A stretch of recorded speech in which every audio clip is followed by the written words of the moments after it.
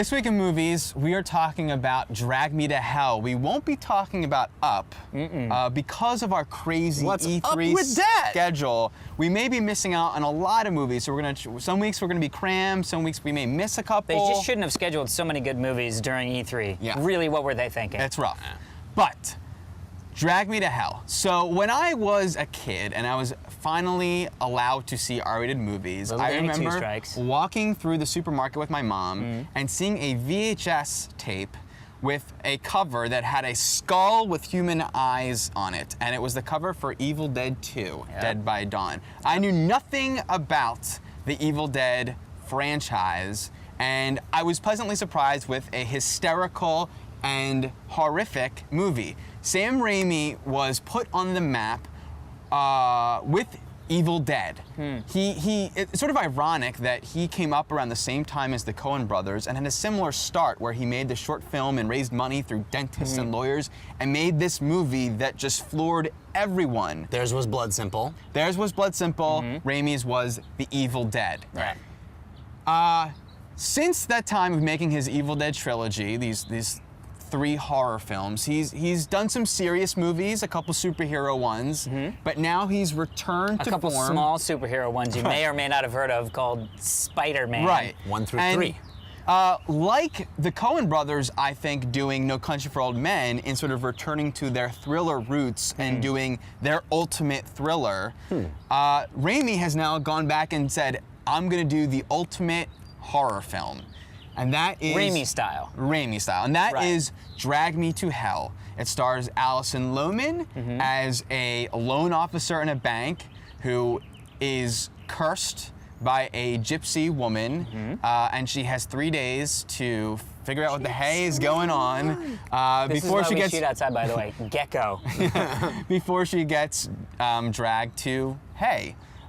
So really? That sounds so much nicer than Drag to Hell. Justin Long is also in this movie. Yep. Jeff. You went with Drag to Hay rather than Drag to Heck? Well, I said hey, you guys missed because with the gecko I said what the hay is going on. Oh, okay.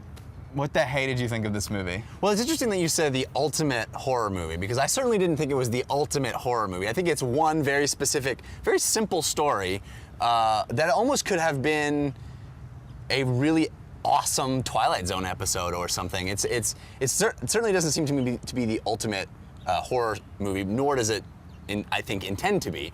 But boy, is it a load of fun to watch. There is so much wit and humor and inventiveness in this movie that it is absolutely a barrel of laughs. I mean, it's almost more comedy than it is horror movie, but it's that wonderful horror where you're laughing because you feel uncomfortable, and there's also something hilarious that happened, and I was scared and it relieves my tension, but I'm scared again. There is so many brilliant ideas on display. A sequence, the fight in the car between the gypsy woman. There are ideas there that are so smart. There is one shot that is a close-up of our hero girl sleeping and a fly that is so brilliant you wonder, how did no one ever think of this before? Because it's so visually perfect and simple. But it's not perfect. It's so much fun that you forgive its faults, which are that the setup is very clunky and on the nose and deliberate, and all the characters are, kind of grand stereotypes of what they represent rather than actual people. But really all that goes out the window when you're having so much fun watching this. Yeah. I mean, this movie is classic Sam Raimi horror movie. It's funny. There are genuine scares, though I felt that he relied a lot on the audio cue as the reason why people got scared, which works and is cool. Jeff, you're right. There are things in this movie where you're like, that is not only just brilliant concept that is so much fun because it's so easy and you can hold it in your hand, but also I felt like there was a lot of really cool. Everything felt very deliberate, like even deliberate camera work that was very sort of smart in displaying how things were going to be happening, which I think is also a very Sam Raimi-esque kind of thing. The camera is always, in early Coen brothers, they both shared this aesthetic of the camera being a character in and of itself. Most definitely. And I will tell you that The Raimis love themselves some Dutch angles. I love it. Didn't Like, put a touch on that old apocryphal story of how they strapped the camera to a piece piece of plywood as the monster and two Evil by Dead. four. Yeah. Oh, that's so fun. So I really enjoyed this movie. I think you're right. There are definite faults for the movie, but you're having so much fun from beginning to end. You sort of forgive it, those faults. You know, I mean, it's a little bit much that this poor girl says no to the second loan extension and gets cursed to be dragged to hell. Yeah. But you get over those things because it kind of escalates and is fun. And you know, I thought the acting was really good, and it was definitely fun. Yeah, I think this is an incredible movie, an incredible horror film.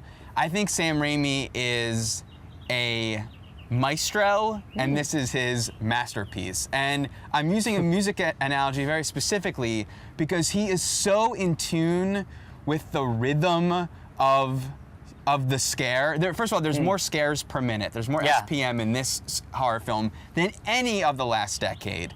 There's a lot that rely on audio, and I think to this day, even this movie does not top The Evil Dead as having the most inventive sound design. So it's also a very Raimi thing to have that audio. But the premise, let me just say, so there's a lot of that masterful, like, we know something scary is gonna happen, and then it does happen, and it does still scare you despite knowing it's gonna happen. And there's a lot of scares that you didn't even know you were supposed to feel suspenseful, and they come, and that is a master knowing exactly when to do it to you. Yeah. But also, there are two things in this that this movie does that no other horror film has done. And that is, I've said many times in the show, special effects do not scare me. Right. In this movie, he made special effects scary, and I applaud him for that. You know, it's not only that, but the daylight is scary. Not specifically the daylight, but he set a lot of his horror film in the daytime, and it is scary, which a few movies have tried to do before. Notably, something Session 9, which I didn't think was that great. Oh yeah, I didn't like that. That was this sort of like everybody killing each other kind of thing. Sort of. It's an insane asylum thing. But wrong one then.